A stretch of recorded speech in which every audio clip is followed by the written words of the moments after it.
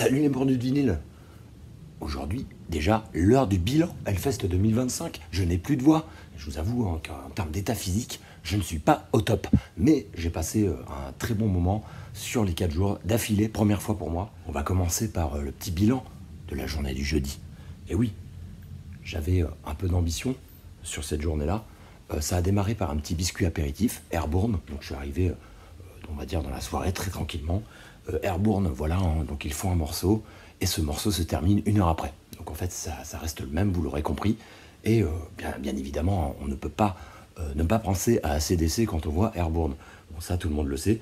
Bon, ils sont assez spectaculaires, ils ont la niaque des Australiens qui donnent tout. Donc bon, ça reste très sympa de les voir. Et voilà, en main stage en plus, donc il y a eu quand même pas mal de monde pour les voir.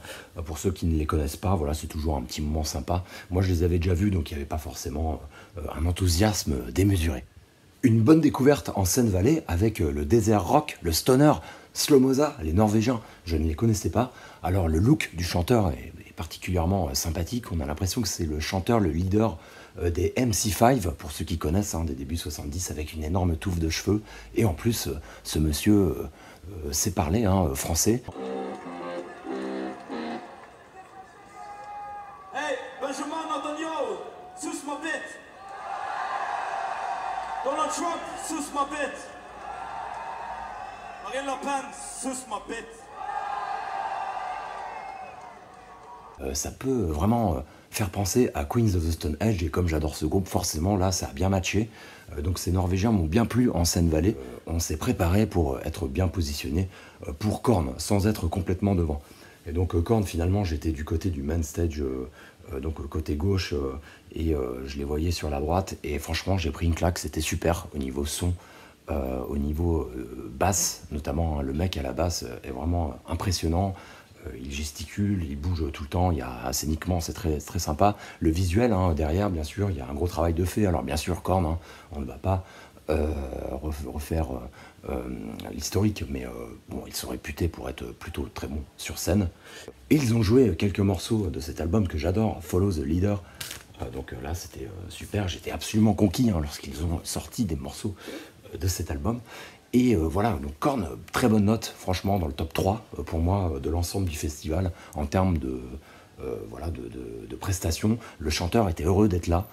Franchement, il a bien partagé avec le public. Alors, bien sûr, ce jeudi, beaucoup m'ont parlé d'Electric Callboy. Alors, je les ai complètement loupés parce que je ne les connaissais pas et j'ai dû faire le choix d'aller voir Turbonegro. Et oui, des Norvégiens encore. Alors ici, moi je les connaissais, je les avais vus à la télé, mais pas en vrai. Et donc là, je suis allé en Warzone, bien sûr, juste devant. Et forcément, voilà, ça a un petit peu tourné. Il y a eu quelques, je dirais, Circle Pit. Et puis, alors il n'y a pas eu de Wall of Death de mémoire, mais ça a bien bougé. C'était bon enfant, comme très souvent dans la Warzone, qui est peut-être la meilleure scène de tout le festival. Franchement, ici, on s'éclate tout le temps. On n'est jamais déçu. Et donc, Turbonegro, voilà, la dégaine de ce fameux chanteur, absolument délicieux. Il a des poteaux à la place des jambes, et puis il a une posture qui est assez imposante. Et voilà, une énergie folle avec ce groupe. Donc on s'en lasse pas. Et alors c'est vrai qu'ils étaient moins bons qu'au main stage quand je les avais vus sur Arte Concert, sur une autre édition du Hellfest. Mais là, en Warzone, on n'a pas été déçus. Donc voilà, au point d'aller me fournir en casquette. Je n'oublie pas aussi pour la clôture du vendredi soir le fabuleux groupe de black metal Abbat dans la lignée de Battery, voilà, qui a clôturé le vendredi avec vraiment beaucoup de panache au Temple. La première journée du jeudi, ça a été plutôt bon et j'attendais beaucoup du vendredi. Cette journée est marquée par la présence du thrash metal chez Altar. Donc Altar avec Tankard, Exodus notamment. Et je voulais absolument voir ces deux groupes. Exodus, je savais que ça allait bouger, il fallait aller devant et j'ai été servi. Par contre, la grosse frustration, c'est que Pentagram, qui était sur la Seine-Vallée, passait en même temps qu'Exodus. Et donc je sais que Pentagram, voilà, on est sur du Doom, donc ça ressemble bien sûr à Black Sabbath. C'est leur premier album est absolument délicieux, je connais pas le deuxième. J'aurais voulu le voir aussi, mais on ne peut pas se départager malheureusement. Donc ça a été un petit peu une frustration. j'ai opté pour Exodus. Et donc Tankard, qui est passé juste avant, hein, ces Allemands connus pour le thrash metal, ils ne parlent que de bière dans toutes leurs paroles. Voilà, à chaque fois, c'est la bière qui est au premier plan. Et ici, on est sur un groupe qui a vraiment a montré une bonne énergie, avec un chanteur qui était plutôt sympathique, avec une bonne relation avec le public. Avec des allers-retours, il est tout le temps à faire ça et tout, il est dans le rythme, hein, voilà, ils s'amusent les mecs, hein, ça se voit. Le bassiste qui a un certain âge aussi, et le guitariste, on dirait un surfeur d'Alerte à Malibu, donc génial, les mecs étaient vraiment au diapason ensemble. Alors il n'y avait qu'une guitare bien sûr, donc il n'y avait pas un bruit phénoménal, mais ils ont su quand même mettre le feu, il fallait être devant hein, pour apprécier complètement le spectacle, et puis il faisait une chaleur absolument étouffante. Je savais que ces Allemands, en termes de thrash metal, étaient quand même une référence à noter. Alors c'est pas du Sodom, hein, c'est pas aussi puissant, etc. Mais il y avait quand même un truc à ne pas louper en altar à ce moment-là. Et donc ensuite, ouais, bien sûr, Exodus. Alors Exodus, au début, j'étais au loin, et je me suis dit, bah, je vais pas profiter du tout si je ne vais pas devant. Donc avec un minimum de circle pit. Voilà, on s'est bien éclaté. Alors bien énervé, hein, le chanteur d'Exodus. Hein, donc il était tout le temps à faire ça là, avec, voilà, à nous regarder là, fixement avec ce regard perçant. Mais en tout cas, voilà, on a Gary Holt, le guitariste originel d'Exodus, hein, qui fait des tournées avec Slayer aussi. Hein. Donc c'est un mec, bah, c'est le meilleur, hein, tout simplement. Génial. Alors il y avait Queen, We Will Rock You pour entamer le set, avec le batteur qui arrive et puis voilà, qui met tout de suite tout le monde d'accord, et puis ça enchaîne. Alors bien sûr, les morceaux les plus marquants, il y a Blacklist, bien sûr, vous avez Toxic Waltz, et puis voilà, ils ont fait aussi Fabulous Disaster, enfin voilà, ils nous en ont mis plein la tronche, Bandy by Blood, voilà.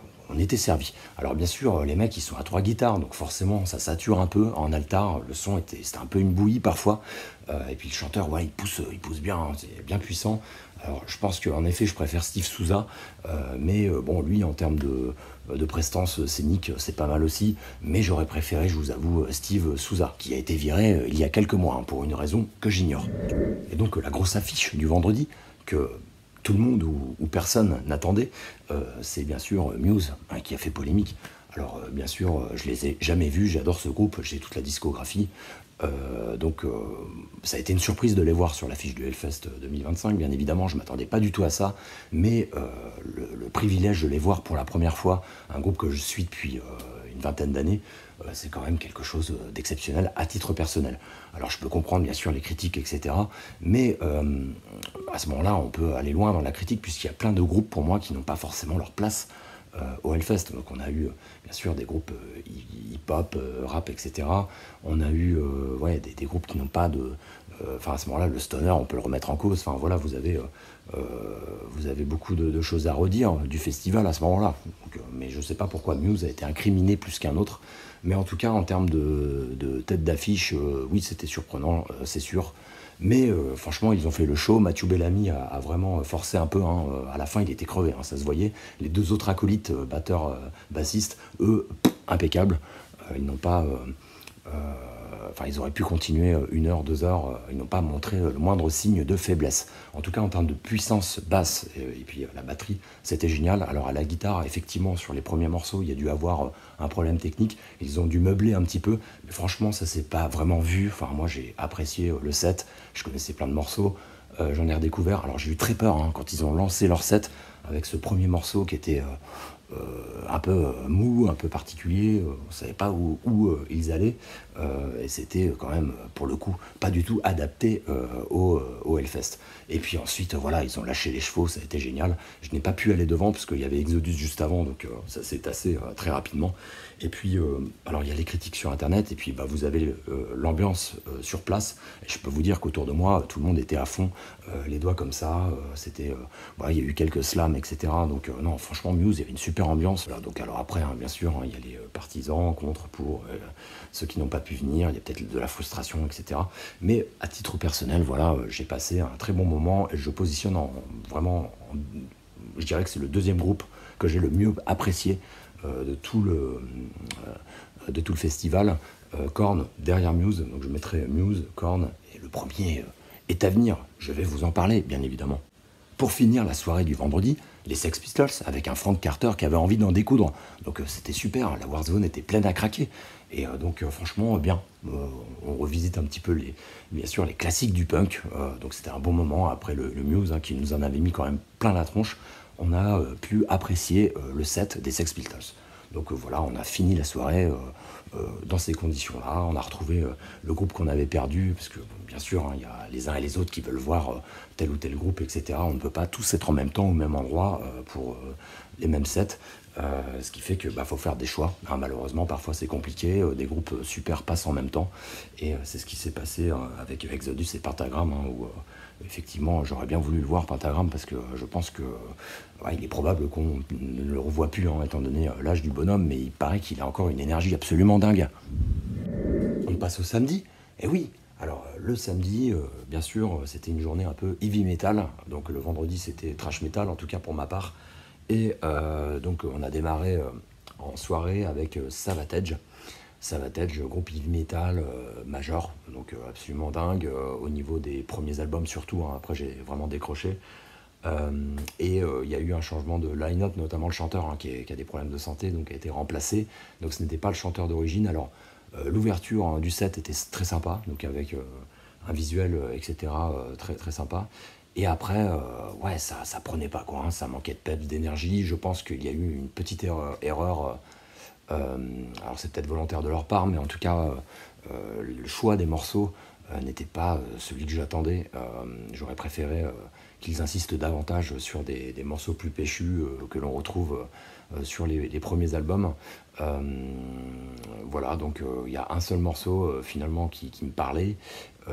Donc avec, vous avez le synthé derrière, il y a vraiment un côté rétro qui passe quand vous êtes chez vous à l'écouter sur une platine. Tout dépend de l'humeur, du contexte, etc. Mais là, dans l'ambiance Hellfest, c'était un peu bizarre, un peu décalé. Donc j'ai été relativement déçu par ce set. Le Savatage, j'attendais pas non plus quelque chose d'incroyable, puisque je savais que le leader chanteur n'est plus dans le groupe depuis un petit moment. D'ailleurs, ils lui ont rendu hommage puisqu'il a fait une introduction de morceaux au piano en étant projeté à l'écran. Donc voilà, c'était plutôt un beau clin d'œil de leur part. Mais voilà, il fallait tout de suite rattraper le truc, parce que franchement, ça n'a pas été un lancement pour moi de journée très enthousiasmant, d'autant plus que d'après je me suis tapé le Guitar Hero Satriani. Alors j'ai rien contre lui, j'ai rien contre les Guitar Hero sur le fait de... Alors c'est pas forcément mon truc, les mecs ils font des espèces de solo en permanence, ils jouent avec 3 manches de guitare, ok, il n'y a pas de paroles ou très peu, ils font des reprises, c'est pas ce que je suis venu chercher, forcément en main stage, mais voilà, il y a quand même eu pas mal de monde. Je ne sais pas si globalement les gens ont apprécié ce set de Satriani, mais respectable, bien sûr, immense guitariste, mais c'est pas forcément dans mon rayon. Donc j'attendais bien évidemment la suite avec le vrai heavy metal, les cousins d'Iron Maiden, bien évidemment, Judas Priest. Alors là, Judas Priest, j'ai pris une énorme claque. Alors, Judas Priest, l'ouverture exceptionnelle, ils ont fait durer le plaisir, ils se sont fait désirer. Immense Judas Priest sur la scène heavy metal. Il n'y a rien à dire. Et moi, c'est la première fois que je les voyais. On a été vraiment tout devant. On voulait profiter du set à 100%. Et bien sûr, Rob Halford arrive. Donc on le sent un peu diminué, un vieux monsieur, mais charismatique avec son accoutrement absolument sensationnel, très représentatif du personnage depuis les années 80. Et puis lorsqu'ils ont commencé à sortir des morceaux de British Steel, ça a été la folie. Breaking the Law. Alors ce qui était vraiment sympa, c'est qu'il y avait plein de jeunes autour de moi, ils avaient autour de 18, 20 ans, 25 ans. Là on parle d'un morceau quand même de 1980, Breaking the Law, et les mecs étaient à fond. Circle Pit, Slam, ça allait dans tous les sens. C'était vraiment incroyable, vraiment. Et puis ils ont joué bien sûr des morceaux de leur délicieux dernier album, celui-ci que j'ai pris en version un peu spéciale.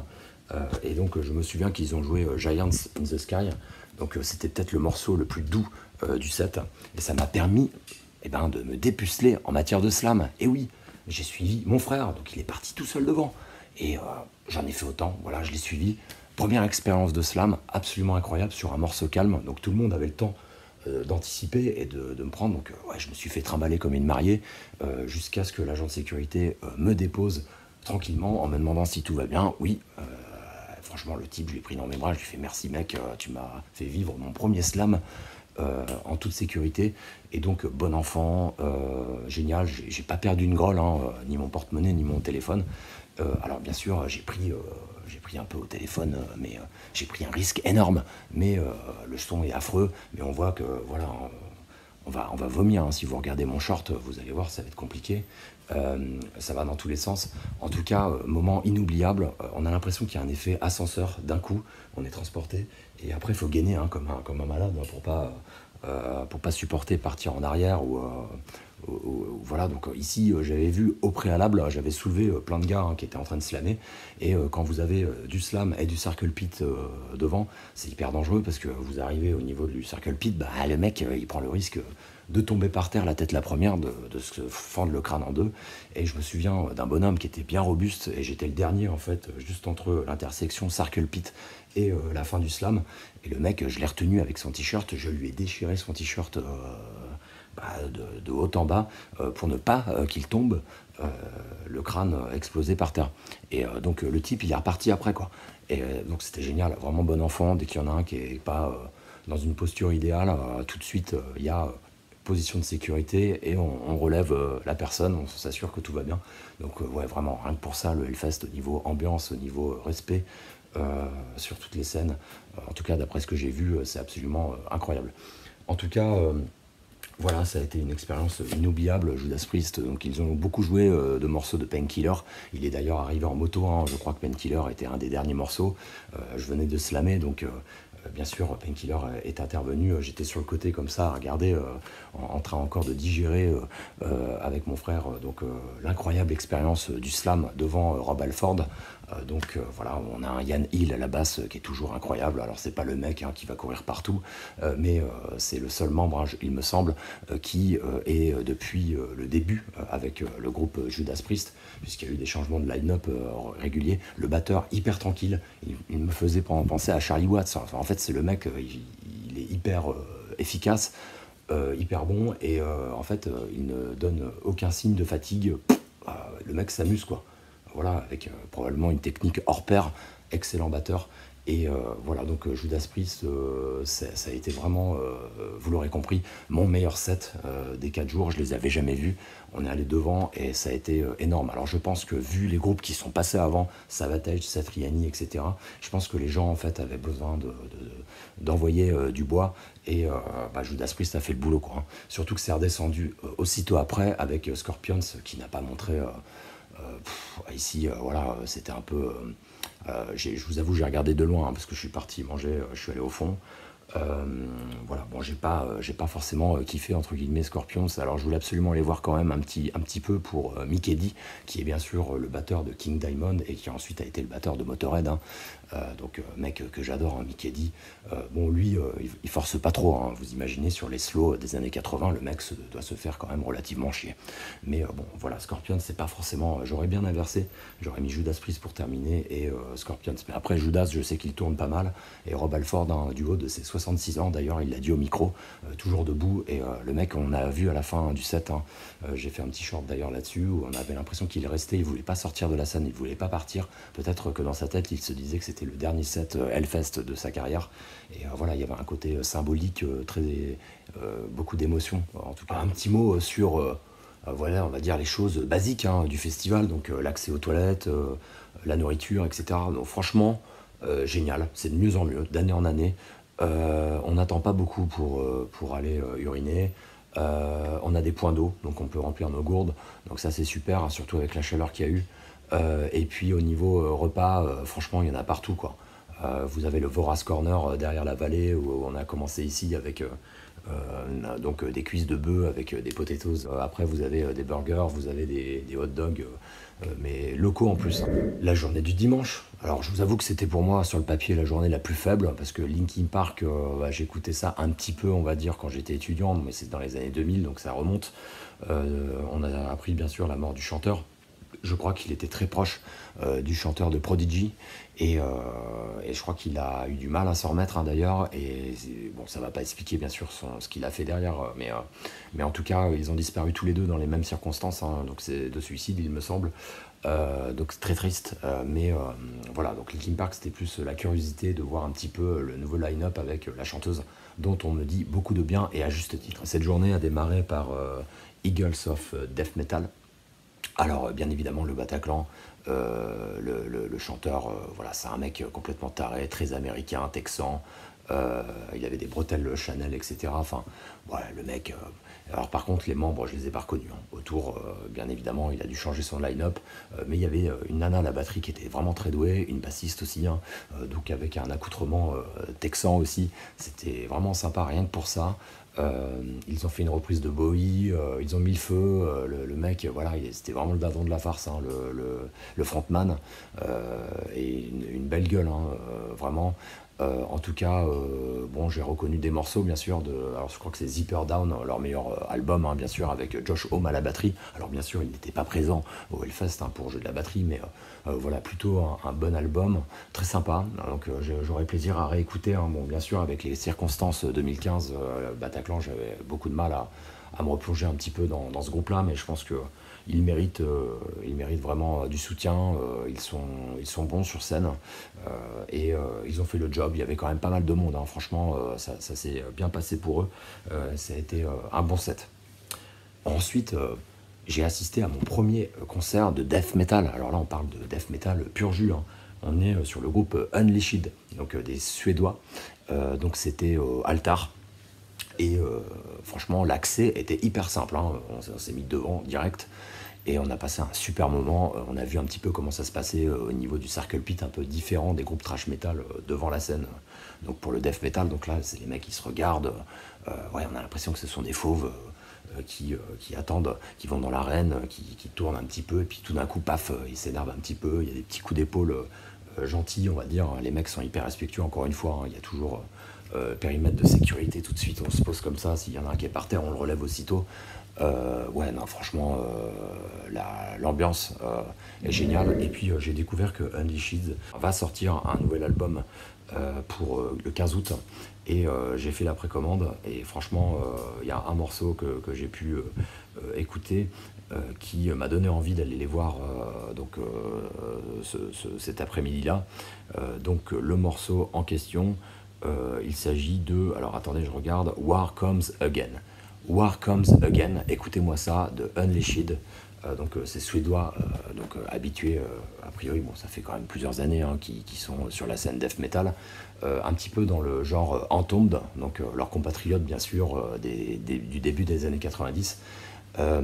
Donc là on est vraiment sur une scène que j'explore un peu à peu, je commence à apprécier de plus en plus, et franchement ce groupe m'a fait plutôt bonne impression, donc une ambiance surtout. Et puis derrière il a fallu quand même se positionner assez rapidement, hein, si on voulait être bien placé pour voir Linkin Park. Et j'ai dû faire un choix encore qui n'a pas été simple, c'est que j'avais prévu d'aller voir Jerry Cantrell en Valais, donc qui est bien sûr le guitariste d'Alice in Chains, qui fait de très bons solos, et je n'ai pas pu aller le voir puisqu'en fait on a fait le choix de se positionner pour voir Linkin Park. Donc on était au niveau de la première colonne d'enceinte devant la scène, et c'était hyper serré, hein. Voilà, on était comme des sardines assez rapidement, et il y a eu Falling in Reverse, je crois, en main stage, juste à côté, hein, juste avant Linkin Park. Ça a été long pour moi, hein. Ça a pas été une super expérience, on va dire. Donc on s'est amusé à balancer des ballons pendant ce temps-là. Donc on a essayé de faire un peu d'animation autour de nous. C'était plutôt sympa. Et voilà, on attendait tout ça impatiemment, Linkin Park. Et franchement, Linkin Park, je pense que j'ai beaucoup aimé. Alors ce duo de chant de Linkin Park, assez impressionnant, avec d'un côté celui d'origine, Manu Payet. Alors le chanteur de Linkin Park, alors en fait il lui ressemble, hein, vraiment. Et donc c'est un mec, on a l'impression que vous pouvez aller au bar à Muscadet avec lui sans problème, quoi. Et vous pourrez discuter aisément.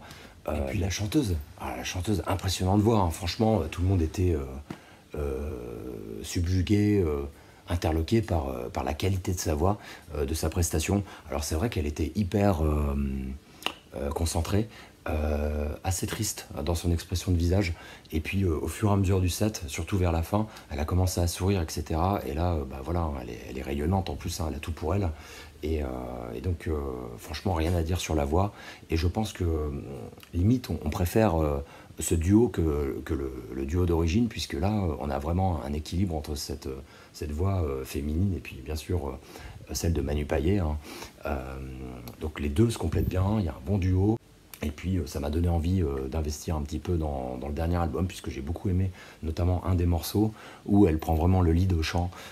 C'est un super disque, hein, le dernier album, et j'ai pris la version Zoetrope. Alors je sais que c'est un peu à la mode, j'ai vu qu'il y avait Parklife de Blur en Zoetrope, j'ai vu qu'il y avait plein de groupes, hein, qui avaient sorti, réédité leurs albums en Zoetrope. On a aussi Power Slave de Maiden, il me semble. Et donc je voulais tenter le coup avec le dernier Linkin Park. Donc je l'attends bien sûr, hein, et puis je vais pouvoir apprécier l'écoute de cet album. En tout cas, ça m'a donné envie d'acheter le dernier album, donc je vous avoue qu'ici ça a été une très bonne surprise. Et ensuite le feu d'artifice pour clôturer le festival. Donc ça a été magnifique. Alors ce qui était beaucoup plus rude en revanche, c'était que tout le monde finalement est parti en même temps. Donc il y avait voilà, une marée humaine qui essayait de sortir, de retrouver son chemin, les navettes, les voitures, etc. Et donc là, bon, ça a été un petit peu long, hein, la marche à pied à ce moment-là. Et puis bon, après j'espère que ça s'est bien passé pour tout le monde, le retour. Mais ça a été un peu voilà, rideau terminé après la séance feu d'artifice. Et puis bien sûr la petite pub pour le rendez-vous, pour les passes début juillet à 13h, donc je crois que c'est le 8 de mémoire. Mais en tout cas, ça n'a pas été évident, vu la pub, hein, qu'il y a autour du Hellfest, de renouveler le bail pour 2026. Et je pense qu'il y aura probablement de très bons artistes, hein, qui passeront. J'espère moins me planter sur les pronostics cette fois-ci, puisque là j'étais à 10-15% de bonnes réponses à peine. Et encore, Ultra Vomit n'est pas venu jeudi, donc vous enlevez Ultra Vomit, j'ai quasiment aucune bonne réponse sur le pronostic que je vous avais donné. En tout cas, voilà, très bonne édition. C'est peut-être pas la plus incroyable. Je reste sur celle de 2018 avec la prestation historique d'Iron Maiden, mais j'avoue que là, Judas Priest m'a mis une énorme claque. C'était la première fois que je les voyais. Donc je mettrai en position 1 Judas Priest, Muse. J'ai beaucoup aimé Muse, c'était la première fois aussi que je les voyais. En 3, Korn. Et puis j'avais bien aimé aussi Turbo Negro, j'ai aimé le groupe Unleashed de thrash metal, enfin de death metal, pardon, Tankard, Exodus. Voilà. En gros, il y a quand même un beau lot de groupes qui m'ont vraiment satisfait. Eh bien écoutez, à très bientôt sur la chaîne Mordu de Vinyle. Et puis voilà, on continue à écouter de la bonne musique et surtout portez-vous bien et un bel été à tous et à toutes.